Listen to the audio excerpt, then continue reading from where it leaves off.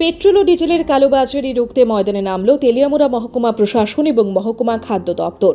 বৃহস্পতিবার দপ্তরের অভিযানের মধ্যে দিয়ে উদ্ধার হয় অবৈধ মজুতকৃত প্রচুর পরিমাণ পেট্রোল ও ডিজেল। উল্লেখ্য, গত বেশ কয়েকদিন ধরে গোটা রাজ্যে পেট্রোল এবং ডিজেলের চরম সংকট চলছে।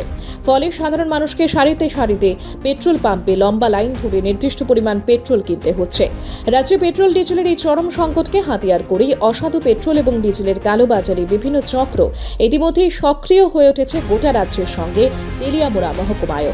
অভিযোগ, ওই সকল কালোবাজারি চক্রগুলো পেট্রোল ডিজেলের সংকটকালীন অবস্থায় চড়া দামে সাধারণ মানুষজনদের কাছে পেট্রোল ডিজেল বিক্রি করে সাধারণের পকেট কাটছে। তেলিয়ামুড়া মহকুমা ইতিমধ্যেই সক্রিয় হয়ে ওঠা ওই সকল পেট্রোল ডিজেল কালোবাজারি চক্রের বিরুদ্ধে ব্যবস্থা গ্রহণ করতে কঠোর হাতে ময়দানে নামে তেলিয়ামুড়া মহকুমা প্রশাসন এবং মহকুমা খাদ্য দপ্তর। বৃহস্পতিবার পেট্রোল ডিজেলের কালোবাজারের বিরুদ্ধে তেলিয়ামুড়া মহকুমার ঘিলাতলি, কল্যাণপুর সহ বিভিন্ন এলাকায় অভিযান চালিয়ে অবৈধভাবে মজুতকৃত মোট 55 লিটার পেট্রোল এবং 122 লিটার ডিজেল উদ্ধার করে দপ্তর।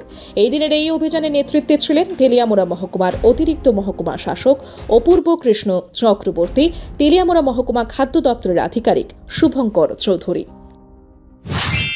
আসলে এখন তো রাস্তাঘাটের কারণে একটু ডিজেল এবং পেট্রোলের অল্প কিছু সংকট দেখা দিচ্ছে।